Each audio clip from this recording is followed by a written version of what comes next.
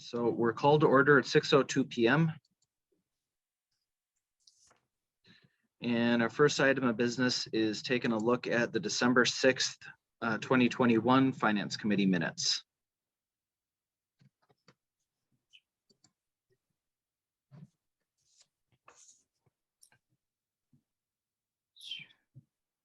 Any questions or comments? Otherwise, I would look for a motion to approve. Am I supposed to be seeing them?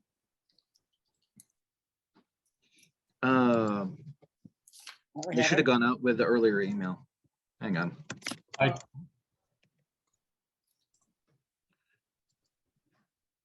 I write them? Maybe. I mean, I couldn't even tell you. I can look on my phone. That's what I'll do.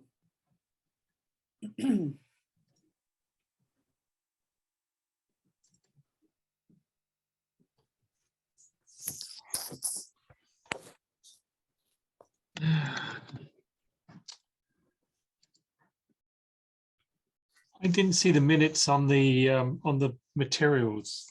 I don't think you sent. You know, I'm not seeing.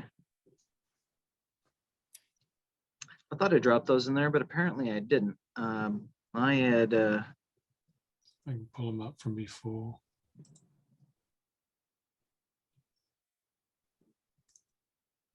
Here we go.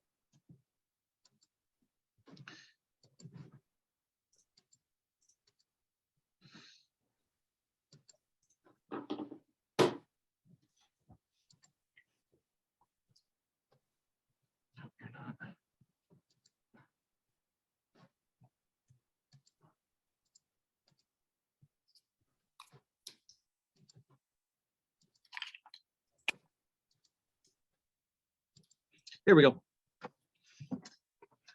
That's nice and easy. Yeah, So that's brief and to the point. The central item that we discussed, of course, was the fine-free proposed policy.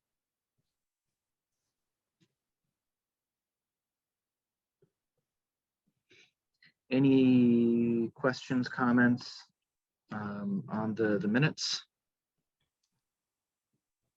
No, I'm good with them. Okay, Bill, I wrote them, so why don't you motion and I'll Yes, second. I'll motion to approve the Finance Committee meeting minutes of December 6th. I second. All in favor? Aye. Motion carries. Excellent. Okay.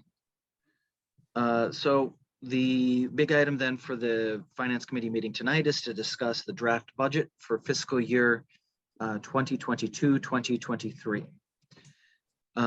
So before I jump into explaining some of the documents that we have in front of us tonight, I want to pause for a moment and ask if there are specific questions that either of you has. I've got some small, not major ones, but as we go through some of the line items that were on there, just a couple of quick questions on those. Okay. I hadn't been planning to go through line by line. Okay, then. So if you've got particular questions, we can. I guess two things, or three, well, maybe a few more. On the revenues coming in, we've got the miscellaneous income, which is the 25,000, which is partly for Melissa, and is that all coming from one place?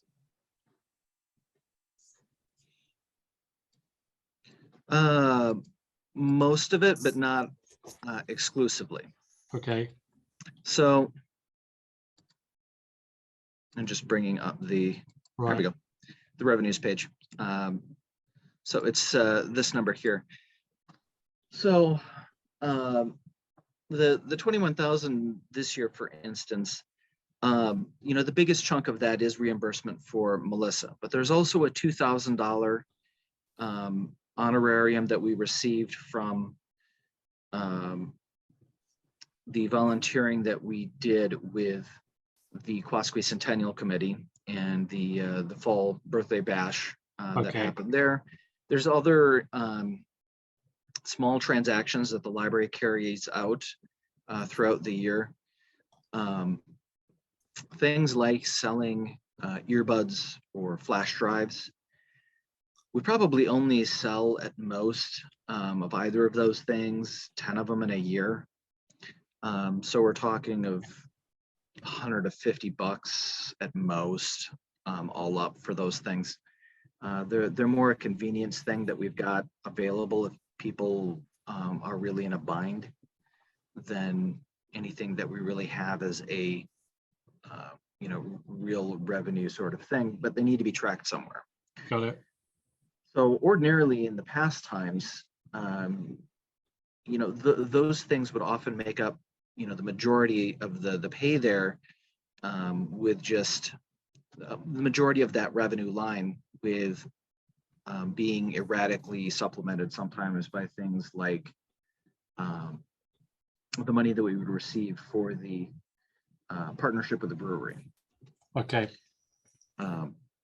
But in present times, it's where the money for the reimbursement goes. In the honorarium there.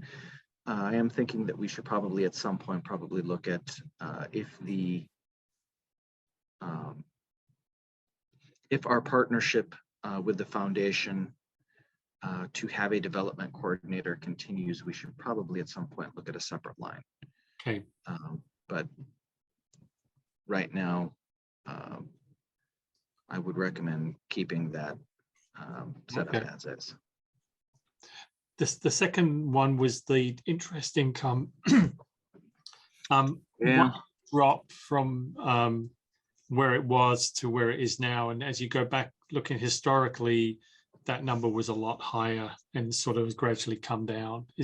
What's the background on that one, Eric?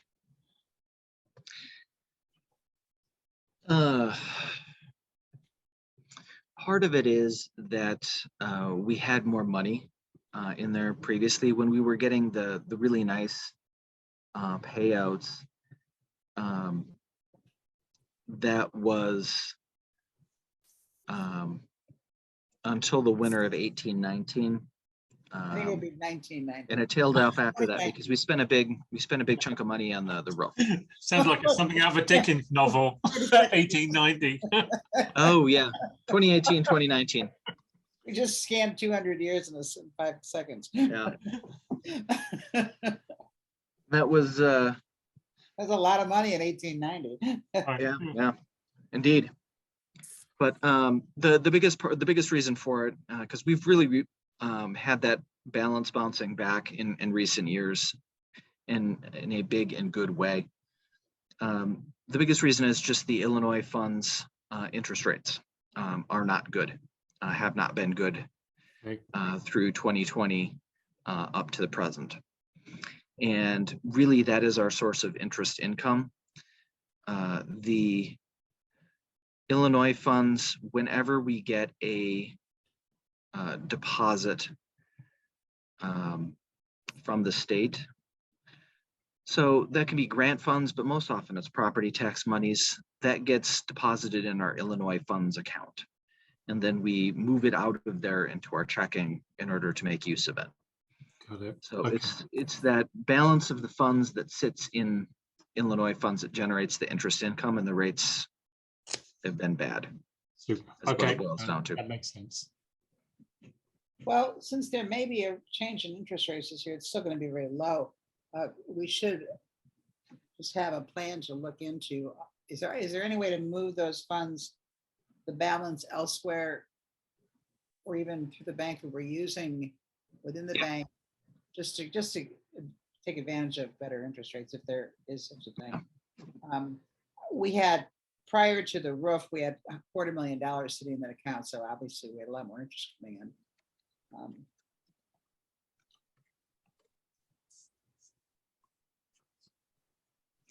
Yeah, see, I just looked it up real quick here. For the third quarter, 2021, The Illinois funds interest rates were down to 0.02%, Yeah. which is not exactly gangbusters. Right. Though looking at their calendar, because they have a, share this over here, looking at. They have a daily rate where you can go on and take a look at what the daily rate is with Illinois funds, and it has been improving of late, apparently. So Quadrupled. but yeah, but 0.086% is still not exactly right and home about it territory. So Kathy, I think you're right. I think we take a look and see about potentially moving some of these funds over, what our other options might be. Last time we took a look at this was when the interest rates at Illinois funds had been really good, and there wasn't any point to moving the funds out of there. But current situation, I find it kind of hard to believe that we wouldn't be able to find something more competitive. Well, I just heard actually on the news 20 minutes ago that there's one prognosticator says 4 quarter-point raises this year. So as a possibility, so that could jump up to, Okay. more money in our pocket, but just something to watch. Yep. Indeed. Okay.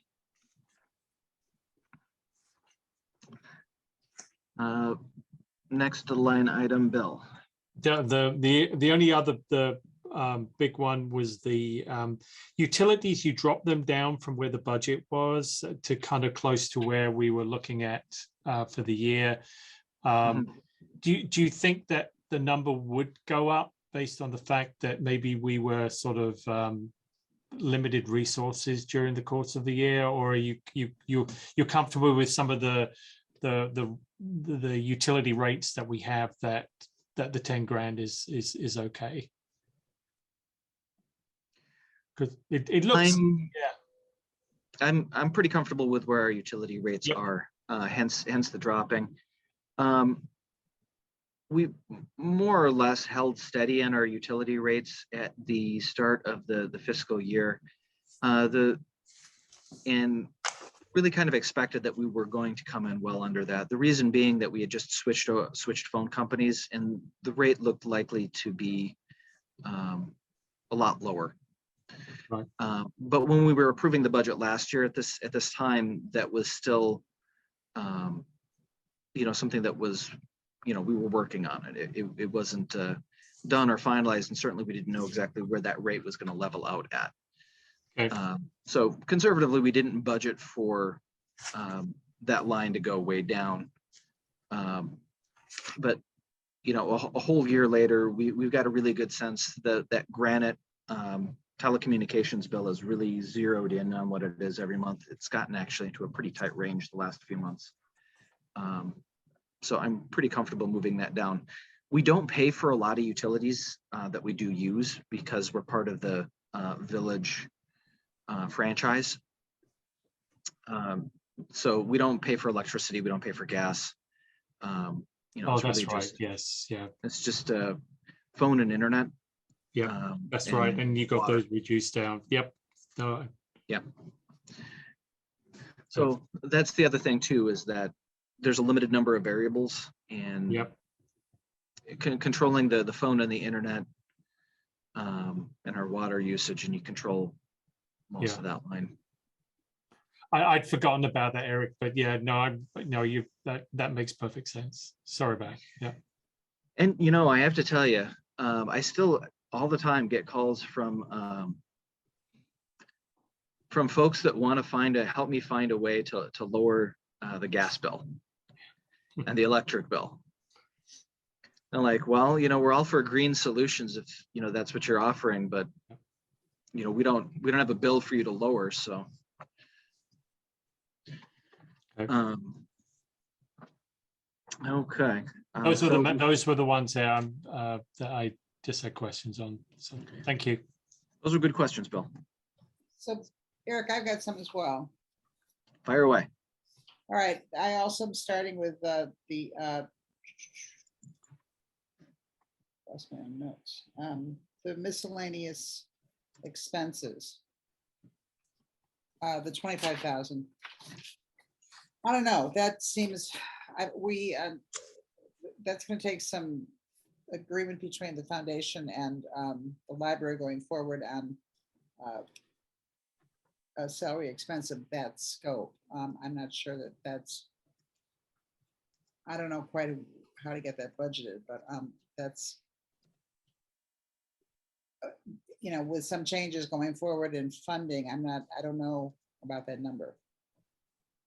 So that's something to be cautious about. You have Melissa in for 14 hours a week, is that right? I think it's 15. 15? Yeah. Okay, Um, so, yeah, that's, I mean, you and I um, just started looking at foundation budgets, so that's, yeah, between now and the next discussion of this, we need to sit down. Yeah. and tackle both. but that's, that is a pretty straightforward calculation based off of Yeah. 15 Yeah. hours a week, 52 hours, 52 weeks a year. Yeah, but that doesn't mean that the resources are there to take care of it, so. That's just, Well, it makes sense then for the foundation to have a meeting and discuss its role in that and what it would be comfortable reimbursing. and then we have to get that scheduled. The Sounds good. next thing, let's see. Oh, just a general question about the property tax next year, or the year we're talking about. Mhm. I'm just, and I don't know my economics that well, maybe you and Bill can help me out here. I know the CPI increases with when inflation increases, but I don't know what the lag is between real activity going on and when the CPI kicks in. So if we're in an inflationary period, we don't know if it's going to be short term or long term, but what's the likelihood of it affecting our the CPI and therefore our levy amount? Is that a year or two? How does it? When would that happen if it happens?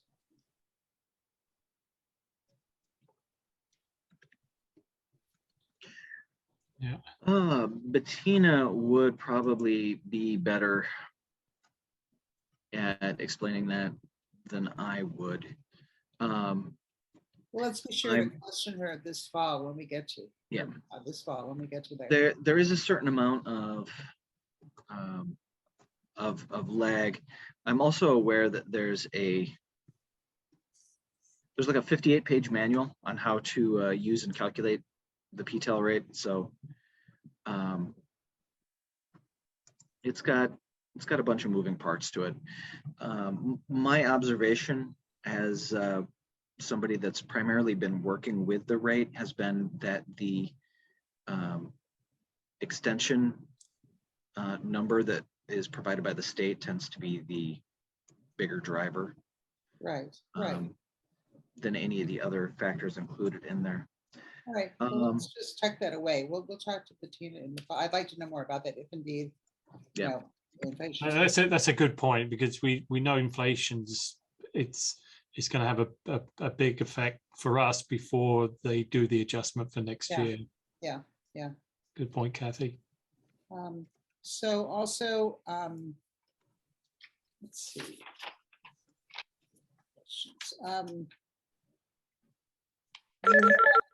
$3,000 for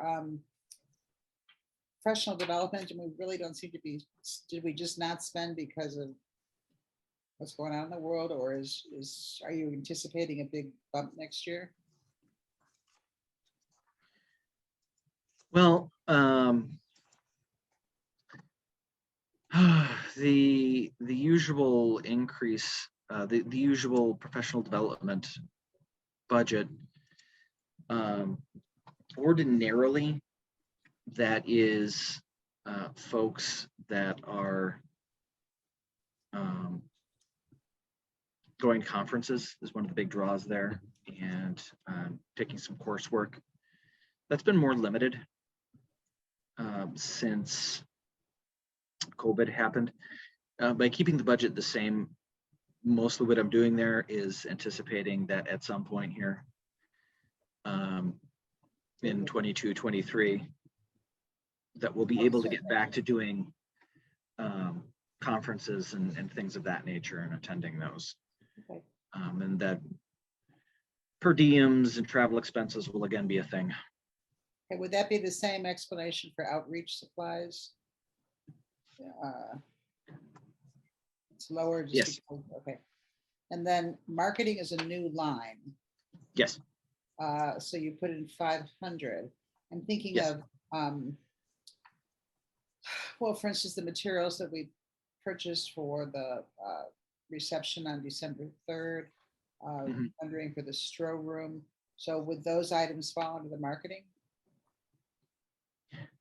Potentially, yes. I mean, first there would be a conversation with the foundation as far as whether that should be a library or foundation expense, but they are the sorts of things that would definitely fall under there.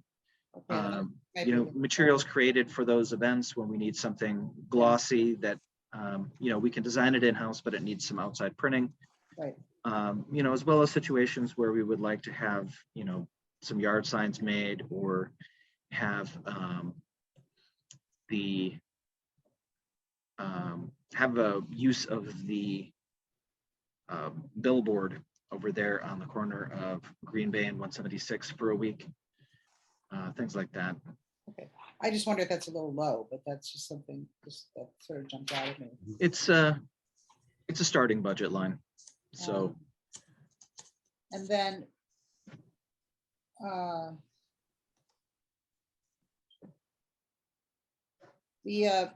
well, again, this is, do we have a B&G meeting coming up soon?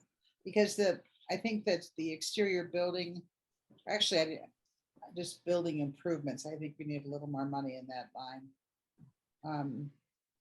We got to do one? the ceiling tile stuff that has come up that is simply should be addressed. So you might want to move a little over there. That's the exterior building improvement line, 51,200. Yeah, I think you had the parking lot in there this year, and you've got the siding in for next year. But yeah, and all you guys. So Yeah. I think we need to. And actually, it says exterior building. I don't know why we didn't just have building improvements, but I think we need to be a little more generous there. yeah, it's the line above that, the library furnishings, which is not a terribly well-named line, but that would be the one that would cover things like, say, the new ceiling tiles. So that's interior. Yeah. Okay, that makes sense. And that's been the function of the line, yeah, is interior Yeah, furnishings and furniture, gotcha. fixtures and furniture. Fixtures, that's a good one for it. Yeah, fixtures and furniture. But the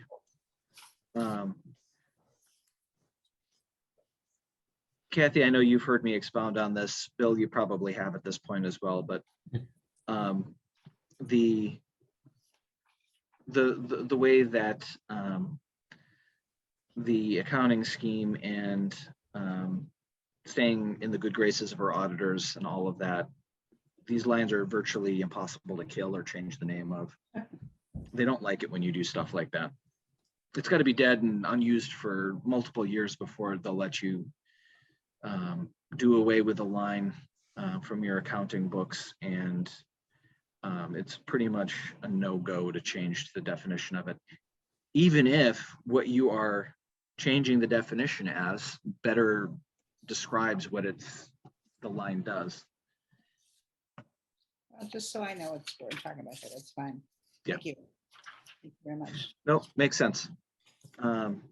Yeah, and we're going to be doing some regular replacing on the chairs too, but I think we are of a similar mind in terms of the smaller projects that need to be done. Yeah. With some of the lights and ceiling tiles. Yeah. You can just start, make a list and checking them off and get them done. So. Yeah.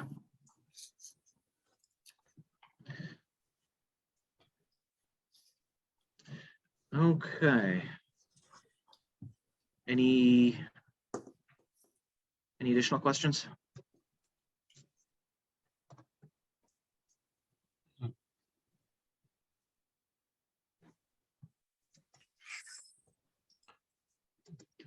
I have to tell you, everybody here at the library is really excited about the new wireless access points.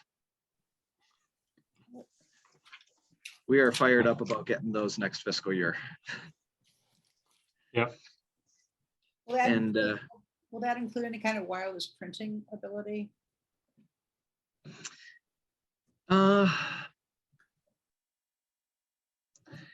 It will not in and of itself, but it will make the wireless printing more feasible. Good.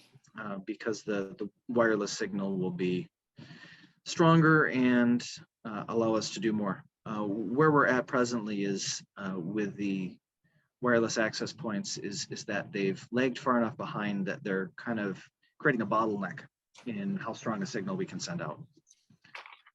So needs to be bumped up, and we will do so.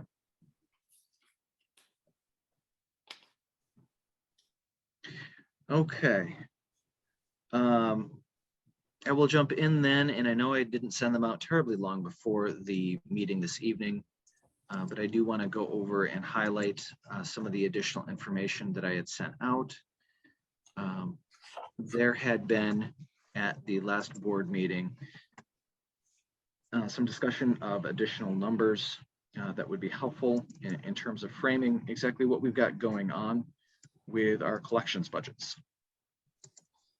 So I prepared some information on that, and I will lead in with a quick breakdown of what I had sent out, which chiefly consisted of 3 documents, though there's a lot more permutations here that can be created and a lot more that already exist in other places.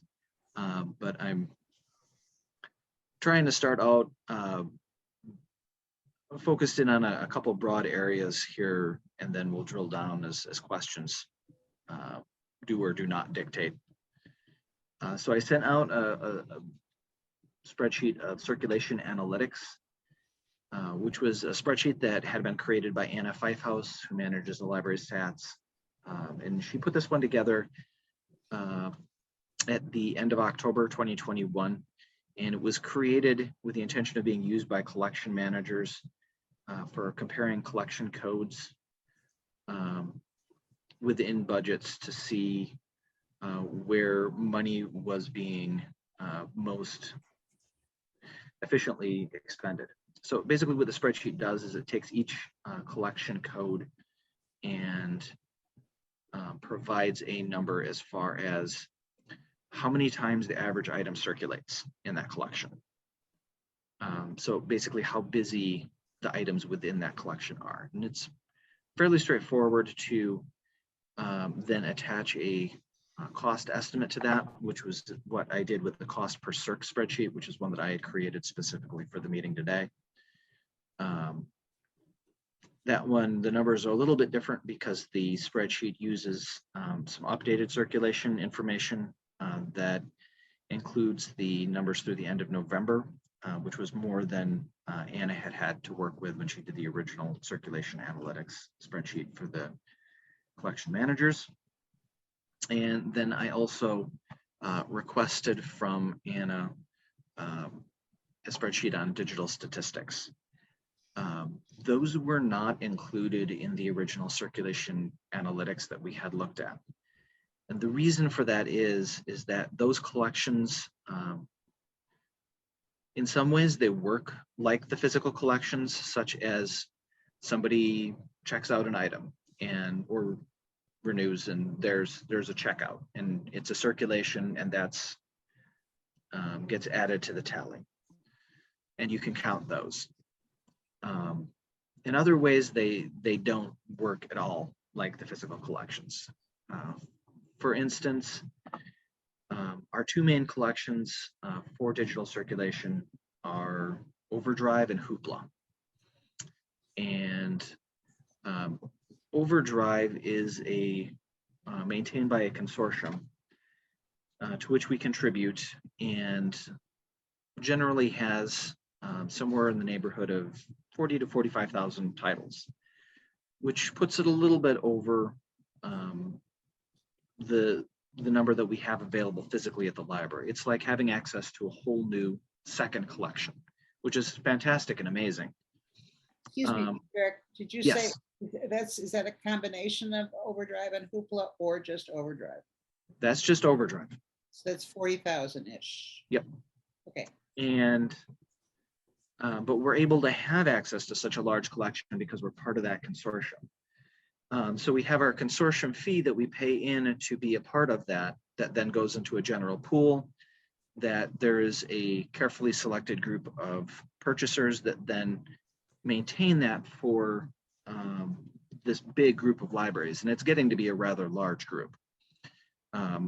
Overdrive is not that keen on doing consortial setups like this. And generally speaking, my understanding is that they don't set these up anymore. So it's not that easy for anyone else to get something like this going, which makes the opportunity to join one that's already extant very popular. So the net result there is that we pay, I think it's somewhere in the neighborhood of around $2,500, $2,500 per year as our membership to Overdrive. And then we put in a much more substantial amount of money for local titles as part of an Advantage program. And those are chiefly focused first on additional copies of really popular items to reduce hold lists for our patrons. And secondly, on filling requests from patrons locally. And then once in a while, if there's a really glaring omission, really glaring gap in the collection, we'll fill that in for our patrons locally, but that's fairly rare. Most of the collection development really goes on outside the library, and what we do is pretty supplementary. So the cost benefit metrics there are kind of all over the place as far as trying to measure real expenditures to what our patrons are checking out. But it's at least more sensible than Hoopla. Hoopla uses a completely different model. What Hoopla does is basically they put a price set point on each item for a checkout. So it can be a range of different numbers, but I don't think the per checkout cost goes above $3.99. Talking with Anna, it sounds like that's the highest set point. So if I were going to go on and I were going to look for a great course's history of the civilizations in Asia Minor from 2005, you know, they're only probably going to charge us 50 cents or something for that. It's, you know, older material and it's, you know, off the beaten track. If I'm going to go on and look for Michelle Obama's or the latest Oprah pick, that's probably going to be closer to the library being charged $3.50 for that. There's a lot that factors into where the prices get set with agreements that Hoopla makes with the publishers, as well as the currency of the material, how popular it is, et cetera. So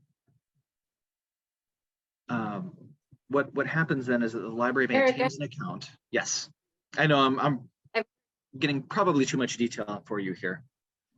Well, so we had a patron request a specific title recently, which there was very, very little demand for, and that title would have cost us $60 because Simon & Schuster, its publisher, does not offer circulation, cost per circulation. So yeah, that was one that was a little more expensive. So the net summary here is that the digital statistics are in their own spreadsheet. They're more limited as far as looking at some of the comparable analytics, because the ways that those databases are set up are turning out to be much, much different. And that's before you even get into the fact that as Eliza was noting there, every publisher has different formats and ways that they're willing to circulate their digital materials and price points that they're willing to agree to. And it's really all over the place. But that's on Eliza's example. If that Mhm. $60 item, would that have cost us $3.99, or is that a No, different? it would have cost us $6. There was Would no still- way Okay, Yeah. cost.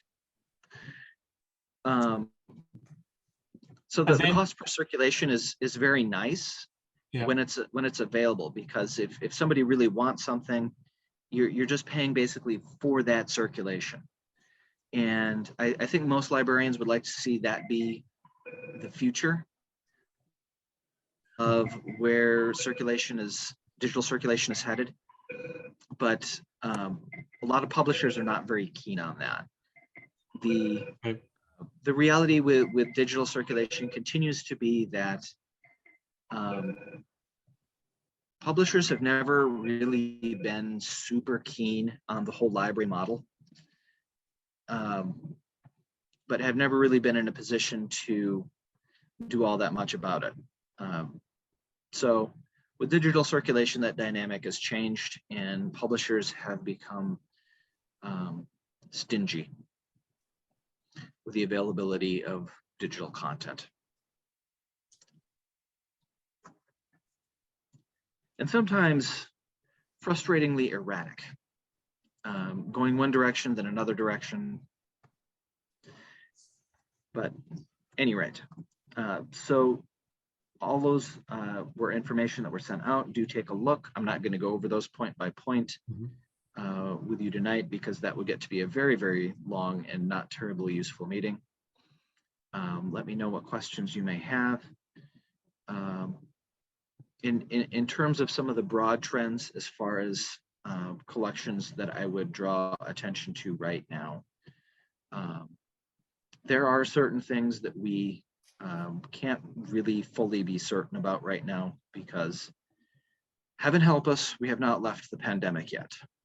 So we can't really fully gauge exactly what that post-pandemic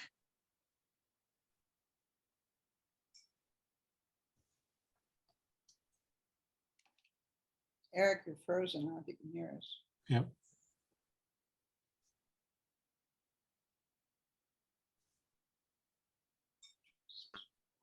As long as we're Nope. waiting, is there someone out there other than Bill, Eliza, and myself and Eric? Yeah, it looks like there's. Jillian is here as well. All right, It- thank you. I'm here. Okay. It's just I lost Wi-Fi on the No computer. problem. No, I Okay. thought I saw another name flash Yeah. up and then I lost it. So good. So, well, that's the case, that there's some things that we can't really know because we haven't gotten out of the pandemic yet. There are other things where it looks like there are distinct trends that have carried forward from before the pandemic. Adult collections. The physical materials for those do seem to be trending a bit lower, and some of that circulation is moving towards digital. That looks to be a clear thing. It started before the pandemic and has continued through it. Juvenile collections, the physical continues to do well. I don't know if that will be a trend that will continue, that a choice that will continue a physical over digital for those materials. But that seems to be where we're at right at the moment.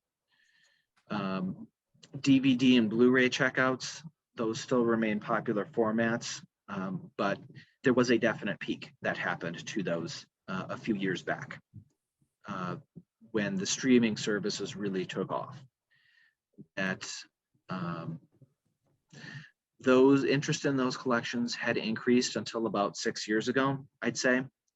And then the streaming services really cranked gear, and they plateaued and then, lowered down.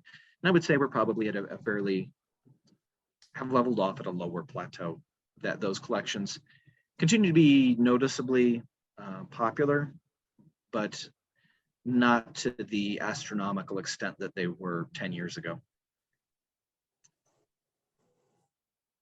So those are the big things. Comparisons continue to be a challenge across time right now. We really only fully opened back up for in-service circulation again in April and May of 2020. So a lot of the comparative numbers that we're looking at are for smaller slices that we usually work with, because right now our current body of work is 6 to 8 months. So kind of working to compare that then to 2019 and 2018, which is farther back for closest comparison than we usually look. But 2020 was just so off the walls bonkers for most of the year in terms of how we operated, that it's just not, and probably hopefully never will be, comparable to anything else. So the collections information had come up at the last meeting. I wanted to provide some additional information on that. Unfortunately, Matt hasn't been able to jump in here as I think he had wanted to, because I think he was the one that was most interested in taking a look at some of those numbers, but he'll be able to take a look and follow up. Yeah. Some questions.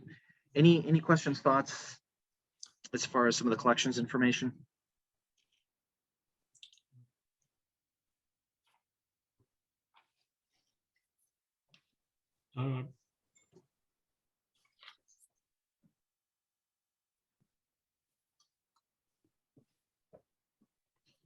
Okay. Additional thoughts as far as the budget. The way that the process plays out going towards approval is that the second reading of the budget will be at the February board meeting. The library board could approve, if it has a recommendation from the finance committee, the budget at that time, but it doesn't have to. Usually the approval happens in February or March, but it can happen as late as April. It did happen as late as April, at least one year that I can think of. So while we want to move on this, it is important. It is also important to recognize that we don't have to brush aside questions that we may have for something that's one of the most important things that we do some work on each year. So are there additional questions that you might like to ask, additional discussions, desire to maybe have another meeting in a month, be able to poll additional members of the trustees, be able to get Matt involved? Just repeat What what are your you said. thoughts? The second reading of the budget will be at the February library board meeting. Okay. Yep. To be presented to the village no later than April. Would that be fair? Yes. Okay. Mhm. Yeah.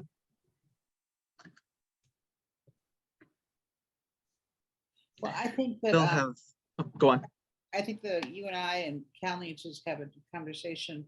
We need to set a budget for the foundation and see how that is going to be managed with the library. So we need to do that, I'd say, in the next couple of weeks. Okay.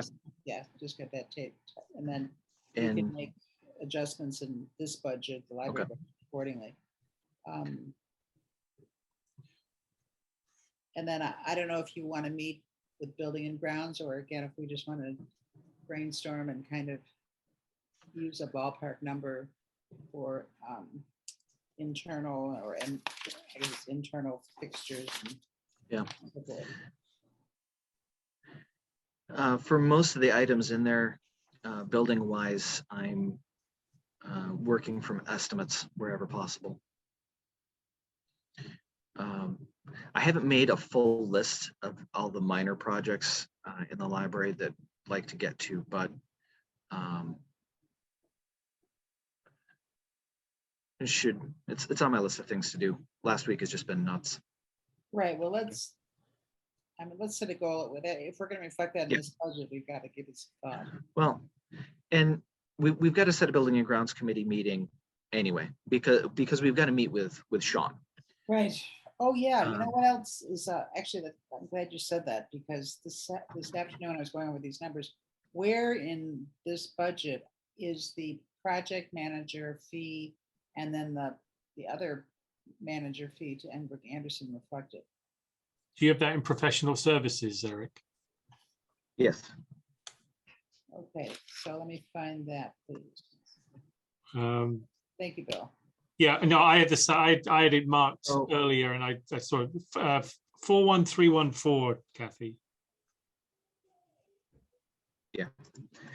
Okay, And okay. Thank you. that's budgeting as much, a lot of that is really budgeting towards the expectation that we'll be doing additional projects. With most of the expenses that we'd anticipated related to the Stroh room towards the design of it, with Engberg Anderson, that will be paid from the current fiscal year, not next fiscal year, because we're getting the results of the design this year. Even though we just found out, Unfortunately, it looks like the construction manager cost is definitely going to be next year, because Sean is telling us that the cost that construction will be taking place in June, which would be next year then that we would be. I think it's for that. 6 months here. It's Yeah. it's not later than June. So yeah, I know it's next fiscal. All right, well, thank you. And thanks, Bill. Yeah. I missed that.